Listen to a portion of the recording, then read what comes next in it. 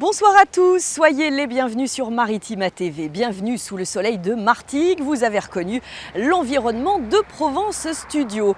Alors on va démarrer ce journal de ce vendredi 16 mai par Marseille. On vous emmène à la maison départementale de lutte contre les discriminations. À la veille de la journée internationale contre l'homophobie, la transphobie et la biphobie, le conseil départemental des Bouches-du-Rhône organisait ce matin une table ronde sur les parentalités LGBT. Au programme, cadrage juridique, possibilité d'accès à la parentalité et témoignages. Je vous propose d'écouter Catherine Clavin, c'est la coprésidente de l'APGL, comprenez l'association des parents et futurs parents gays et lesbiens, et puis Alex, jeune parente à la suite d'une PMA, une procréation médicalement assistée. C'est un point important effectivement pour nous que les familles, notamment homoparentales, soient à nouveau montrées comme étant des familles comme les autres, mais qui ont besoin d'être protégées et qui ne le sont pas toujours complètement en fait. C'est un parcours de combattant pour faire famille, évidemment, et c'est un parcours du combattant ensuite pour que l'enfant puisse se voir reconnu ses deux parents. L'existence même de ces familles a été consacrée en 2013, améliorée encore avec la possibilité pour les femmes, toutes les femmes, de pouvoir accéder à la procréation médicalement assistée en 2021, et simplifiée dans la reconnaissance de la filiation de ces enfants-là spécifiquement, mais il y a encore beaucoup de chemin. Les enfants nés de gestation pour autrui, dans le cadre des familles homoparentales, ne sont pas reconnus facilement dans leur filiation, dans leur statut, notamment. Les familles à plus de deux parents ne sont absolument pas reconnus, et en tout cas, il y a un parent, au moins un ou deux qui sont sur la touche, et donc il y a encore du chemin. Moi-même, je suis parent LGBT avec ma compagne. Je suis là avec mon bébé, ma compagne, et il a 4 mois et demi, donc on sort d'un parcours PMA récent, et on va en refaire un prochainement, donc aussi, voilà, elle a porté, le prochain, ça sera moi qui porte, donc forcément, ça nous intéresse. Déjà, juste d'avoir des renseignements, de connaître mieux les lois aussi, parce qu'on connaît, mais peut-être pas tout dans le détail. C'est rigolo parce que souvent, par exemple, quand j'ai mon bébé avec moi, je croise des personnes dans la rue tout le monde parle aux personnes avec un bébé, et ils partent du principe que j'ai porté l'enfant. Il y a beaucoup de personnes qui viennent me parler, qui me parlent de la grossesse, etc. Et moi, je fais un peu semblant de dire oui, j'ai porté le bébé, parce que j'ai un peu de l'appréhension. Des fois, en parler ou avoir des... Voilà. Le regard des gens, ça peut être préoccupant par moments. Et c'est vrai que moi, je vois à la fois beaucoup d'ouverture sur les questions LGBT et en même temps des discriminations, je pense, des LGBT-phobies en général. Des propos recueillis par Rémi Reponti. On estime à 100 000 le nombre d'enfants vivant dans des familles homoparentales en France. Protection de l'enfance, justement, le collectif des 400 000 ne décolère pas comme dans d'autres grandes villes en France. C'était jour de manif hier dans la cité phocéenne pour dénoncer la politique publique de la protection de l'enfance et demander des actions concrètes. 3 ans après l'entrée en vigueur de la loi Taquet, la protection de l'enfance reste une promesse non tenue selon les organisateurs. On écoute Cécile Bénézet, c'est la conseillère technique enfance-famille à l'Uriops PACA Corse, et puis Damien Scano, délégué territorial à la Convention nationale des associations de protection de l'enfance. Ils sont tous les deux membres de ce collectif des 400 000. On les écoute, une fois n'est pas coutume, au micro de Rémi Reponti. Aujourd'hui, malheureusement, on n'a pas suffisamment d'écoute de la part de l'État, du gouvernement sur les sujets de protection de l'enfance. Et donc aujourd'hui, on se mobilise avec les 400 000 pour les 400 000 enfants qui sont protégés par l'aide sociale à l'enfance. Les différentes lois de protection de l'enfance, dont la loi Taquet, qui est la dernière en date, sont de bonnes lois qui encadrent bien l'ensemble du secteur. Malheureusement, l'ensemble des constats qu'on peut faire aujourd'hui, et le dernier rapport Santiago en fait état, c'est qu'elles ne sont pas suffisamment appliquées, mises en place. Malheureusement, on n'a pas de ministère dédié. Même si effectivement ça fait plusieurs années qu'on milite en faveur d'un ministère qui soit vraiment dédié à l'enfance en général. Ça, c'est pas uniquement la protection de l'enfance, mais vraiment un ministère à l'enfance. Aujourd'hui, nous avons un secrétariat général mais pas de ministère dédié. Comme l'avait promis notre président de la République en 2022, il faut absolument aujourd'hui que la protection de l'enfance soit une des actions prioritaires. Il avait dit dans ces 5 prochaines années. Aujourd'hui, on est en 2025. On veut le voir pour les 3 prochaines années. En fait, on a 400 000 enfants dans notre pays qui sont accompagnés et protégés, soit par des administrations territoriales, soit par des associations mandatées pour cela. C'est des enfants qui ont besoin de soutien, des parents qui ont besoin d'être accompagnés. Ce n'est pas forcément que des enfants maltraités. C'est des enfants qui n'ont pas les mêmes chances que les autres et pour lesquels la société qui est bien foutue donne le moyen d'être accompagnés. Mais les textes ne suffisent pas. Il faut derrière des moyens et il faut de l'argent. Donc notre première revendication, c'est la fin des listes d'attente, l'exécution des mesures qui sont en attente. C'est essentiel. Après, c'est mettre le paquet sur la prévention, l'accompagnement des familles. Pour cela, il faut des professionnels. C'est le 3e point essentiel. Les gens qui accompagnent les enfants et les familles sont des professionnels formés, spécialisés, excessivement engagés pour la cause des enfants et excessivement mal reconnus dans notre pays. Et la dernière demande qui pour nous aussi est essentielle, c'est de repousser l'âge de l'accompagnement au-delà des 18 ans et des 21 ans. Les enfants aujourd'hui ont besoin d'être soutenus dans leur évolution jusqu'à l'âge adulte, au-delà de cette frontière de la majorité. Et encore plus les enfants qui n'ont pas eu toutes les mêmes chances. Dans le reste de l'actualité, explosion à Notre-Dame-des-Marins, on y revient. Il y avait bien du gaz dans l'immeuble Martégal. GRDF nous le confirme. Les compteurs gaz des locataires étaient inactifs depuis 3 ans. Mais les colonnes montantes de l'immeuble étaient toujours alimentées au moment de l'explosion, dimanche dernier en soirée. En revanche, il n'y avait rien de défectueux ni de vétuste sur ces installations qui pourraient expliquer l'incident. Article complet à retrouver sur notre site maritima.fr. Et puis on revient sur cette saisie record de pâte à tartiner Elmorgen. Près de 10 tonnes de pots ont été trouvées par la douane de Marseille en mars. Ce produit a été interdit, souvenez-vous, en septembre dernier. Alors peut-on encore le trouver en vente sous le manteau, comme on dit? Et si oui, à quel prix? Cassandra Mourou, notre reporter, est partie en mode réseaux sociaux à la recherche de cette célèbre pâte à tartiner dorée. La pâte à tartiner Elmorgen fait encore parler d'elle. Au mois de mars, les douaniers de Marseille ont fait une saisie record de près de 10 tonnes de cette marchandise. Il y a quelques mois, l'interdiction est tombée au moment où le produit avait le plus la cote. Souvenez-vous, on trouvait le pot de 700 grammes à près de 30 €. Qu'en est-il aujourd'hui? On est allé vérifier. Excusez-moi. Bonjour. Vous l'avez pas la pâte à tartiner algérienne Ouais. À la caisse, normalement. À la caisse? Ok, merci. Bonjour. Bonjour. Excusez-moi, vous la vendez combien la pâte à tartiner Ouais. 12 €. C'est le gros pot, 12 €? Ouais, le gros pot, ouais. Excusez-moi, vous le vendez combien le pot là, Elmorgen? 17 € le gros pot? Le prix a donc été divisé par 2 et les pots sont même visibles en rayon. Pourtant, la marchandise est bel et bien interdite. Michael Lachaud, directeur régional des douanes, nous explique pourquoi. Les produits qui contiennent du lait sont soumis à une réglementation très spécifique parce que ça peut être porteur de germes et autres éléments pathogènes. Et il y a une liste de pays avec lesquels on peut commercer librement en matière de produits laitiers ou bien des produits qui incorporent du lait. Et malheureusement, l'Algérie n'en fait pas partie. Et effectivement, la pâte à tartiner Elmorgen venant de ce pays, on ne peut pas importer et revendre ce type d'aliments dans l'Union européenne et notamment en France. Lors de cette saisie, en mars, d'autres produits interdits ont été trouvés, comme des biscuits ou des nappages. Enquête à retrouver sur notre page Facebook et sur Insta Maritima. Une excellente nouvelle qui est tombée du côté de la Croisette. C'est notre fierté locale de ce Festival de Cannes 2025. Provence Studio, où nous nous trouvons, l'un des leaders européens de la production audiovisuelle, a annoncé un partenariat avec le géant américain, le groupe MBS. C'est le premier acteur mondial de studios et de services de production. Le fondateur et PDG de Provence Studio à Martigues est revenu sur l'ampleur d'une telle signature au micro de Joey Temple. MBS, c'est 600 plateaux dans le monde. C'est colossal. C'est le plus gros loueur de matériel pour le cinéma. C'est les studios d'Avatar, c'est les studios de Netflix, c'est les studios de Disney. Et aujourd'hui, en choisissant Provence Studio pour nous mettre sur leur carte, ce qu'on a effectivement été fait depuis ce matin, pour nous, c'est une signe de reconnaissance et surtout... potentiellement, c'est de retrouver des gros blockbusters chez nous à Martigues. Et surtout qu'on devient surtout le premier groupe français à avoir MBS avec nous, c'est ça? Exactement. Et c'est vraiment le premier et le seul. Jamais les premiers de toute façon dans le sud. Hein. Et ça va nous permettre de rêver encore plus grand ici à Provence Studio alors? Ben j'espère. Ouais. En tout cas, moi c'est le cas.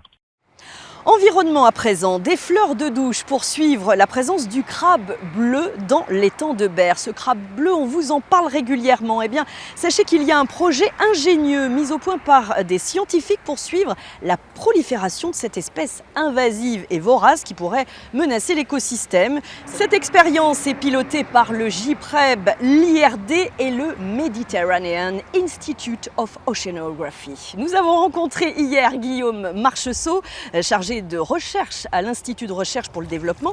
Il déposait justement quelques fleurs de douche au bord de l'eau à Massane, à Saint-Mitre-les-Remparts. Un reportage signé Alexandre Perrault.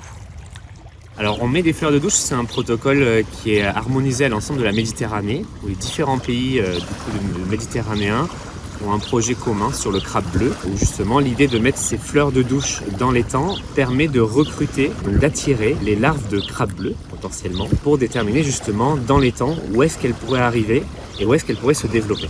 Le crabe bleu américain, Calinectes sapidus, est une espèce qui est la plus invasive en Méditerranée, celle qui cause le plus d'impact socio-économique et écologique. Et depuis l'année dernière, depuis 2024, le crabe bleu prolifère de manière importante dans l'étang de Berre. Et donc pour l'instant, on essaye de comprendre comment les populations se structurent dans l'étang. Donc on travaille avec le JPREB, le gestionnaire de l'étang, ainsi que les pêcheurs de la lagune, pour déterminer la dynamique de population, quand est-ce qu'ils grandissent, quand est-ce qu'ils se reproduisent. Alors les fleurs de douche sont mises une semaine par mois dans l'eau de l'étang, sur différentes stations. Et ensuite, on va revenir les récupérer, les conditionner, donc fixer dans de l'éthanol tous les organismes qu'on a par fleur de douche. Et ensuite, on va les analyser au laboratoire pour déterminer la diversité des organismes qui sont présents dans les fleurs de douche. Donc on a aussi bien les larves de crabe bleu que les autres espèces de l'étang, comme des petits amphipodes. On a aussi trouvé des petites larves de méduses, etc., qui nous permettent en fait, en laboratoire, de déterminer la diversité des espèces potentiellement associées aux larves et dernier stade larvaire des crabes bleus. Une expérience originale qui va se dérouler chaque mois pendant au minimum 1 an. Le JPREB précise qu'il étudie également en parallèle les populations adultes de crabes bleus.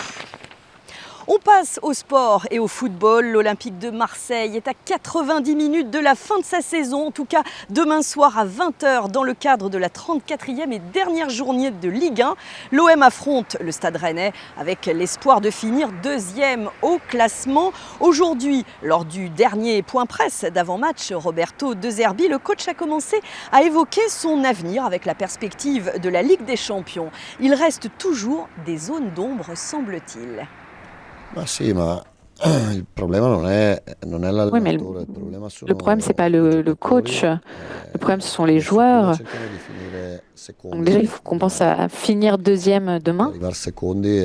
Parce qu'arriver 2e, c'est une fierté pour tout le monde.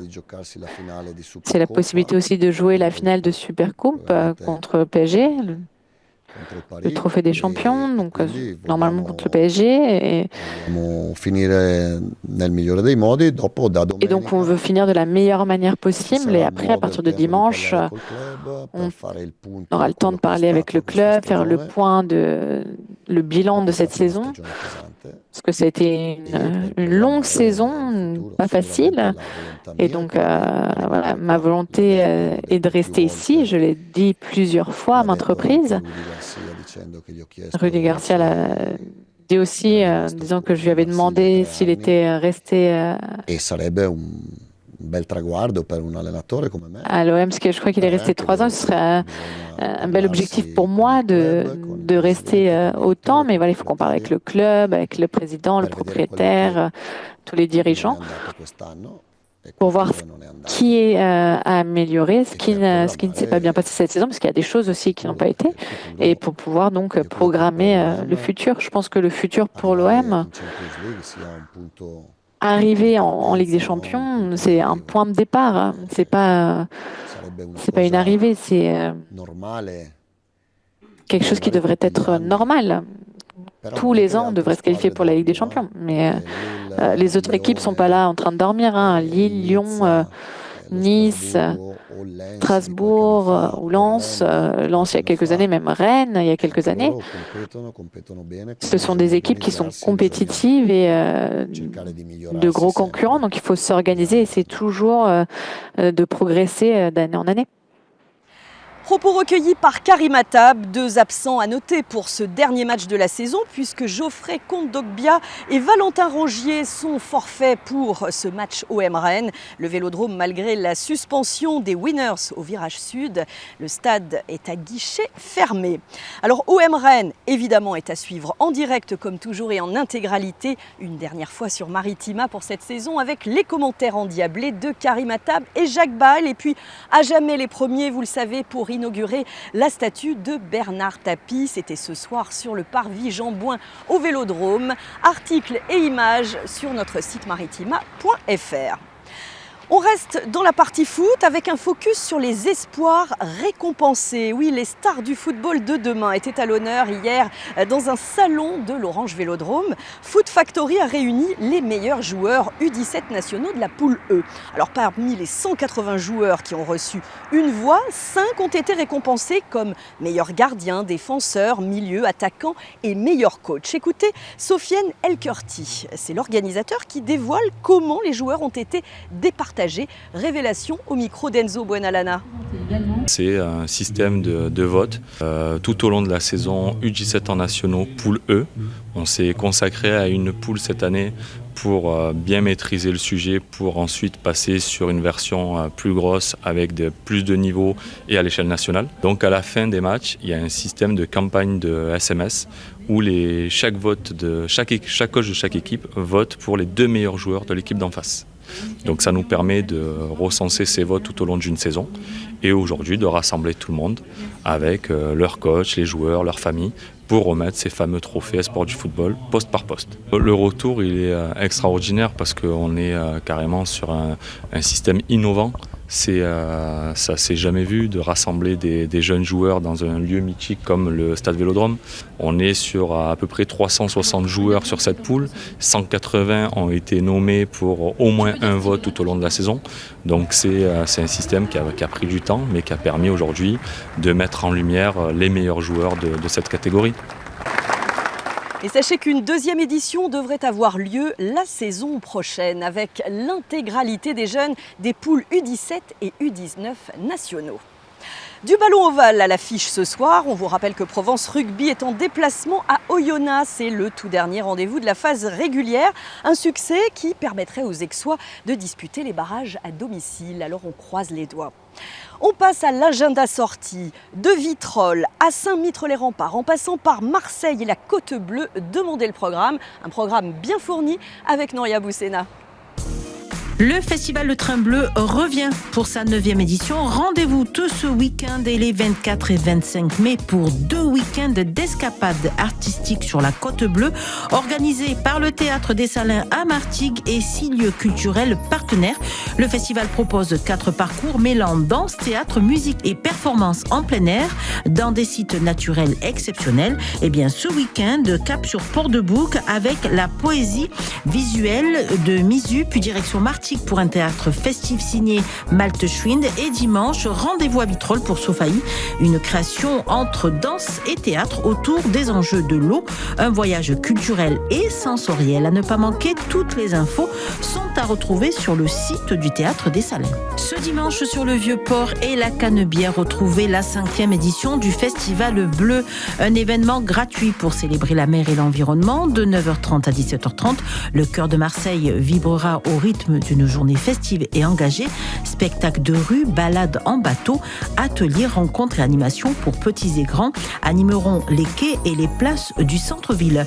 Parmi les temps forts, une déambulation sonore et spectaculaire avec 102 bidons détonnants orchestrés par bivouac et générique vapeur, ainsi qu'un moment suspendu avec un funambule poète, un philosophe accompagné de l'écrivain Alain Damasio qui livrera une nouvelle inédite, Petit homme. Le Ballet national de Marseille proposera également un atelier de danse participatif ouvert à tous les niveaux. Vitrolles, terre de dinosaures revient pour une 4e édition au domaine de Font-Blanche. Donc cette journée placée sous le signe de la préhistoire promet une immersion totale dans l'univers fascinant des dinosaures. Une programmation riche et renouvelée avec cette année pas moins de 30 ateliers, dont 15 totalement inédits. Le temps d'un week-end, le site antique de Saint-Blaise vous invite à une immersion ludique et captivante avec l'histoire.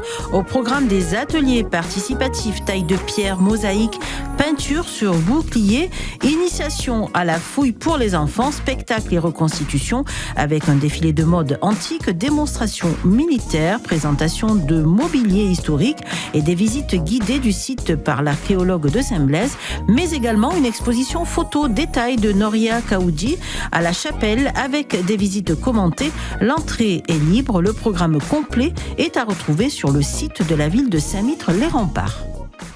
Et si vous n'êtes pas encore retourné à Saint-Blaise depuis quelques temps, eh bien allez-y parce que vous verrez vraiment du changement. Et puis notez qu'il y a également une projection plein air en prime. On n'oublie pas non plus ce dimanche, Nature en fête à Miramas, à Cabasse, la fête du vélo sur la Côte Bleue et pour la première fois à Istres. Et puis la foulée Martégal au parc de Figuerolles. Course, marche ou trail, déjà plus de 300 inscrits pour cette 10e édition. Alors de quoi ravir l'organisateur Eric, le président du jogging club de Martigues, comme les adhérents, à l'image de Patrick. C'était Karimata, vous voyez ça se passe en famille ici à Maritima. Alors donc je vous le disais, ça va ravir évidemment ces inscriptions, ça va ravir Eric, le président du jogging club de Martigues, comme les adhérents à l'image de Patrick. On en était là. On salue d'ailleurs leurs fils respectifs, Émilian et Romain, qui suivent tous les deux de très près les infos Maritima. Maritima qui sera représentée par Camille, notre responsable technique, qui est d'ailleurs juste derrière la caméra. Elle est engagée pour 21 km. Alors on t'encourage à fond Camille, on est tous derrière toi. Et si vous souhaitez vous inscrire, eh bien c'est encore temps. Vous avez jusqu'au dernier moment pour le faire. N'hésitez plus, ça vaut vraiment le coup. Allez, plus calme comme sortie, la nuit européenne des musées, 21e du nom, marquée chez nous par la réouverture du Musésième à Martigues autour de l'expo Voyage. Alors, il y a l'ouverture d'un tout nouvel espace culturel à Port-de-Bouc également, un musée numérique, figurez-vous. Voici la visite des lieux en avant-première, en attendant l'inauguration officielle demain avec du monde. Reportage de Sandrine Calvérac. Ce nouvel espace fait partie du projet national Microfolie porté par le ministère de la Culture. On est dans le musée numérique Microfolie. Donc concrètement, c'est une salle de projection avec des tablettes qui sont connectées où on a accès à un catalogue d'œuvres qui sont fournies donc, dans le catalogue Microfolie par les grands musées de France et puis des musées internationaux également. Donc on peut découvrir la Joconde, bien sûr, des chefs-d'œuvre du Centre Pompidou, du Château de Versailles et des musées de région également. Donc on s'installe, on regarde la diffusion et puis sur les tablettes, on a accès à des compléments d'information, des petits jeux, etc. Et on met le petit casque avec la vision aussi. C'est ça, il y a aussi le casque de réalité virtuelle, donc pour découvrir en 360 en immersif. Un lieu réalisé à partir de conteneurs recyclés pour créer un bâtiment neuf qui s'implante dans le paysage. Cette architecture qui a été réalisée par l'architecte Jean-Marc Chancel, qui est un architecte de Marseille, qui a fait le choix effectivement de travailler sur une forme qui rappelle un peu les pontons des bateaux avec ce matériau très particulier qui est le container et qu'on retrouve en permanence au large avec tous ces bateaux qui rentrent au grand port de Marseille. Ce musée numérique Microfolie qui est un musée numérique, donc c'est-à-dire avec tout un dispositif de matériel de très haute qualité qui permettra de diffuser des œuvres d'art visuel, de spectacles vivants, de musique, de faire le lien aussi avec la littérature. C'est vraiment envisagé comme un espace un peu couteau suisse. À partir de lundi, le musée numérique sera ouvert chaque après-midi au public. Je sais pas vous, mais moi je trouve l'architecture juste superbe et puis une vue imprenable. Franchement, c'est un petit bijou de plus pour la culture à Port-de-Bouc. Alors l'inauguration officielle de Microfolie, c'est donc demain au centre culturel Fernand Léger à Port-de-Bouc à partir de 16h. Visite libre, initiation à la réalité virtuelle, atelier pour enfants, démonstration et puis un débat culturel à ne pas manquer en présence du maire Laurent Belsola. Et à 18h, l'inauguration officielle suivie d'un un apéritif en toute convivialité. Et puis à ne pas manquer non plus à 21h30 un mapping son et lumière proposé par la compagnie Enlight qu'on connaît bien ici, précédé d'un set musical de Digifolk, donc un très beau programme pour cette inauguration. Et puis de quoi s'ambiancer au Salon des Jeunes qui se poursuit sous la halle de Martigues jusqu'à demain. Entrée gratuite, profitez-en, il y a une foule d'animations, on vous en a parlé depuis cette fin de semaine et ce soir, eh bien, place au Maritima Live. Alors, on le rappelle, Franglish, Linda, Lina Mayem, Naestro et DJ Gaël. Tout ça pour vous régaler avec la présentation de Laurent Courreau, notre animateur, et Paloma, la jeune qui va justement co-présenter avec lui ce super concert à suivre en direct sur Radio Maritima et puis via le player sur maritima.fr. Donc n'hésitez pas, c'est vraiment une belle occasion de démarrer ce week-end en fanfare. Allez, on se souhaite justement un excellent week-end. Profitez bien du soleil, de toutes les animations qu'on a partagées avec vous. Reste à vous souhaiter encore une très belle soirée sur Maritima TV.